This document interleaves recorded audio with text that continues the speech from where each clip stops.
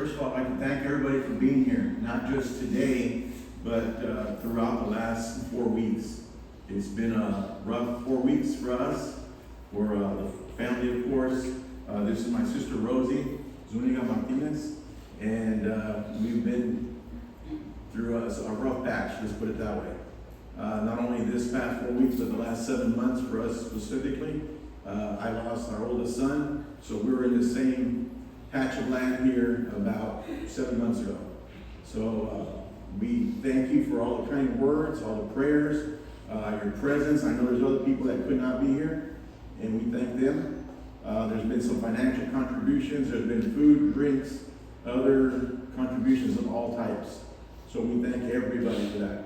Not just the moral support, the emotional support. It means a lot to us. I want to get started talking a little bit about my old brother, Raul, R. Zuniga Jr. My name is Ricky Zuniga, and for those of you that I've met today, I know that you knew him through different avenues of life, work, sport, hunting, fishing, whatever it was, but you were a part of his life. 66. It's a big number sometimes it's a small number. In life, pretty small number. And it's very similar, unfortunately, to just over a decade ago. We lost our sister, Rachel Zuniga Flores. And under the circumstances, there were two similar. As we went through the process here with Raul, my sister Rachel had also had cancer, and within 3 weeks of arriving at the hospital, she was gone. So when Raul and our family was going through this, there was some haunting memories, to say the least. Okay, if you're probably 55 and older, you probably know the name Paul Harvey. Paul Harvey was a radio commentator, and he had something called, he had a syndicated show, and in that show, he would end it by saying, "Now you know the rest of the story." So I'm going to tell you some things about Raul that maybe even Gloria doesn't know. So Gloria, buckle up. I will try to be kind, but I'll also try to be honest. Because that's one thing that Raul was honest.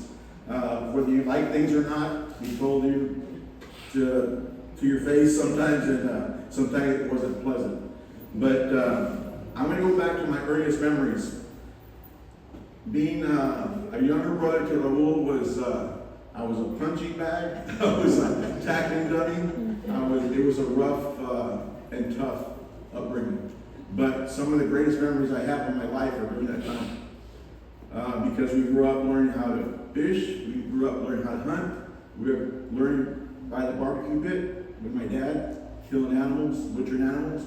And some of the best memories and some of the best things I've learned in my life were learned with him. So as we go through here, I'm going to talk about kind of the early days and some of the things I remember. BB guns, fireworks, blowing up mailboxes.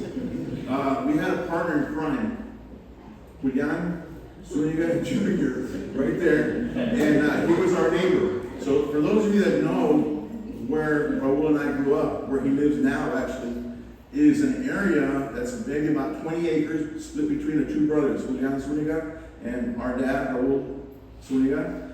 And it was bounded by a canal and a drainage ditch. So we had about 20 acres there to ourselves to go terrorize animals and wildlife. And unfortunately, I'm going to add this, young children. But guess who the young children was? It was me.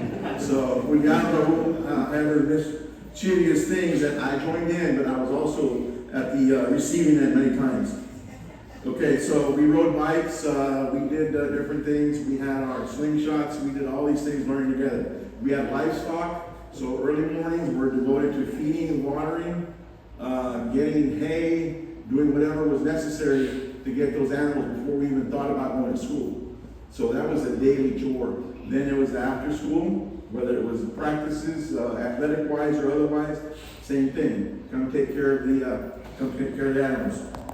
Okay, so sometimes we would have a special treat. We'd have a visitor from the north, from Houston, Texas. And our brother from another mother, Rudy, raise your hand here. Rudy Lugo is a very close friend of ours. There he is, identified in the court. So he would also join in on all our shenanigans. And whenever Rudy came over, all our lifestyle would be fearful because they didn't know who was going to get slaughtered next. Because it was kind of a ritual and a tradition. Rudy came down and we would probably butcher a hog or something, make chicharrones and do all these things that we did on the rancho. So he was, like I said, a brother to us, and he has been here all the whole time. Another thing that we were later is Gilbert Castro. I know Gilbert Castro's not here, but he became our neighbor a little bit later down the road and kind of joined into those things as we grew up also. We basically had the whole neighborhood, our neighborhood, to rule. Okay, as we grew up, we became a little bit more civilized. My mom and dad made sure that Raul and I played baseball, youth baseball. And at the time, you didn't start at 3 and 4 like they do now, but it was 8 years old, 9 years old, I believe, at American Little League, right, Burlington? So there was no girl softball, but the boys, us, we made sure that we played baseball or not play baseball. Well, Raul, being a little bit bigger, a little bit stronger, a little bit fat, the more athletic of us, he excelled. He was what I call the Babe Ruth of American Little League.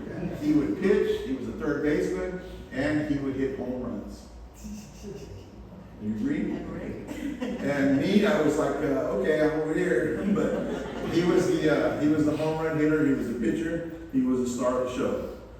Okay, also, as he got a little bit older, he started playing football.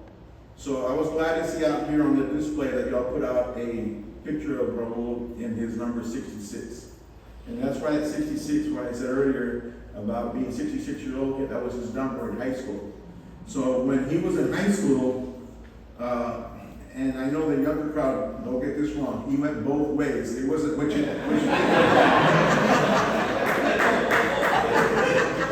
But for those of us older ones, it meant that you played offense and defense.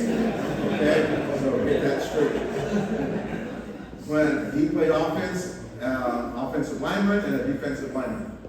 And again, he was all district, he was all area, he was all valley.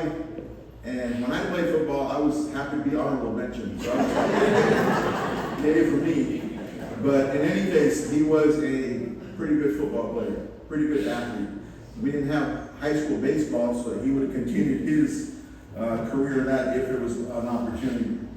Okay, on hunting and fishing, when we were younger, like I mentioned before, we were hands-on, hunting and fishing. Pretty much dove season was a tradition, family tradition. Every September, our dad's birthday is September 4th. That was right always around the opening of white bean season. So that was kind of a tradition for us. And one of the things that I recall is fishing. When we were younger, we didn't have the same fishing limits that we do now. What is it now? How many black drum can you catch now? Anybody know? 3, 5? We used to come home with stringers of 80 plus fish. And it was totally legal back then. But for those of you that are family, you remember my padrino Benito Zuniga. He was one of our partners that would go out, and his family would go out with us, and we go out to the arroyo, and in a little aluminum rowboat, put 6 or 7 of us and cross the river and go fish on the banks. But that was old school fishing back then. Very different now. You hardly see that. We'd probably get arrested, life jackets and everything else, but that was a different time. But that's what some of the memories that I have. Okay, so later on after Raul's high school, he went during his college years. Did y'all hear that? College years? Well, it was actually college year, okay? So, Raul went to Texas A&I, and he always tell me that it was A&I, not A&M Kingsville, that I went to A&M and he went to A&I. So, I don't know if y'all knew this, but he got his degree in 1 year. And that 1 year he was at Kingsville, he got his degree. He got a bachelor's and a master's. Yeah, he got a BBA. You don't know what that stands for? Anybody? Bull riding, beer, and alcohol. He got a BBA in 1 year. So, after that 1 year in Kingsville, he came back home, and his dad, our dad, helped him get into the restaurant supply business. My dad was a warehouse manager, and he knew a lot about that. That was his career. And he got a little involved in it for a few years, and that just, it was okay for a while, but it wasn't something that he wanted to do for the rest of his life. And we all know, or most of you know, that firefighting was his calling. He got into that, and he did that for 36 years. So as he moved up the chain of command, if you will, he became a captain, became a fire chief here with the San Benito Fire Department. And other than his Mary Gloria, the love of his life, little things came and kind of equaled that, maybe even, I wouldn't say trumped it, but equaled that, and that was Emily coming along, and then of course, Brielle. And anybody that's a grandparent here knows that once you become a grandparent, and all bets are off. This is kind of the center of your life, if you will. But that was Raul, and these are some of the memories that I have of him. We did have a sibling rivalry, but pretty much it was lopsided. He was ahead in everything. One thing he did, and this is just something between us that he never really mentioned, I never really mentioned, but that I had one victory, and that I made captain before him. I was not in the fire department, but I was in the Air Force. And that was one thing, that I got promoted to captain before he got promoted to captain in the fire department. So one is better than none. So, Did you tell him? Huh? Did you tell him? Yeah. Okay. He knows. So, as Paul Harvey says, now you know the rest of the story. So, Rosie. Wow. There's nothing left for me to say. Thank you guys for being here.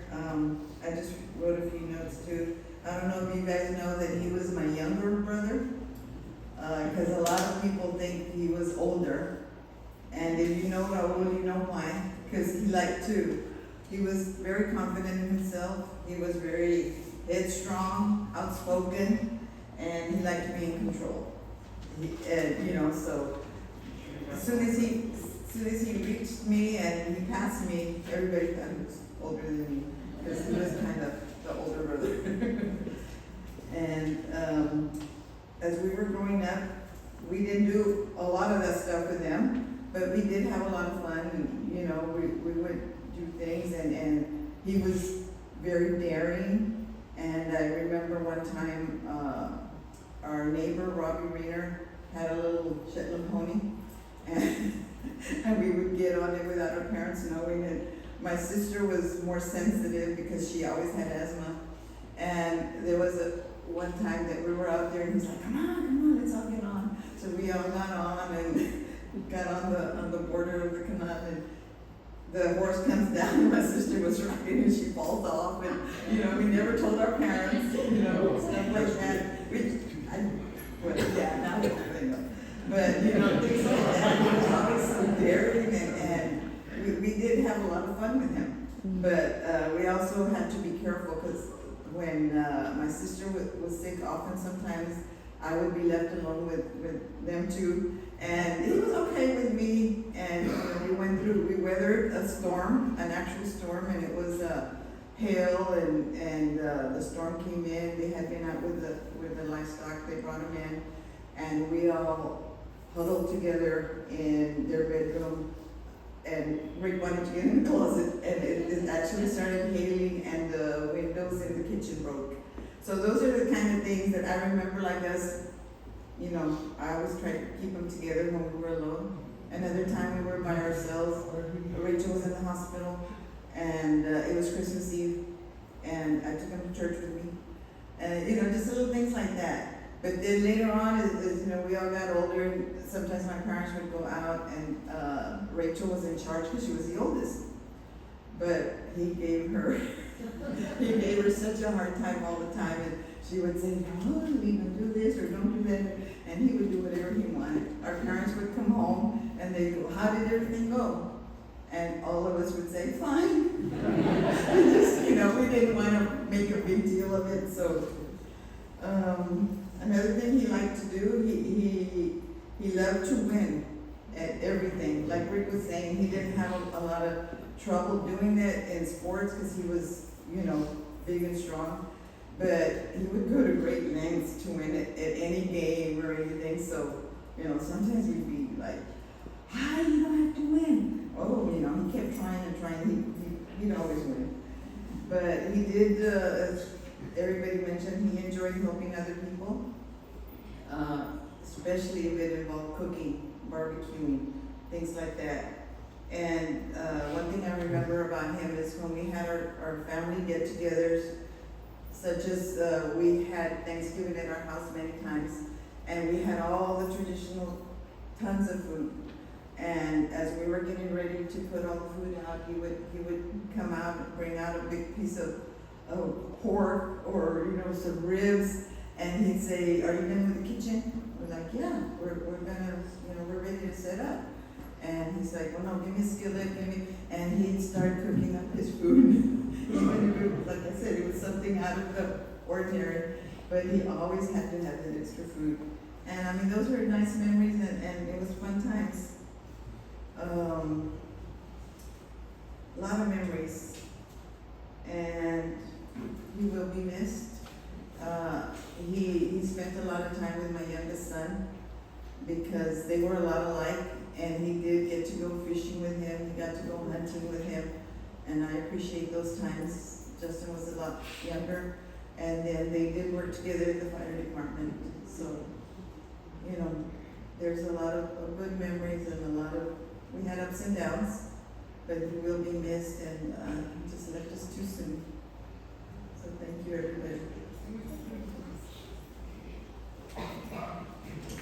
I just want to remind everybody that everyone here, and even those of you others that weren't able to attend, you're welcome to join us at our house.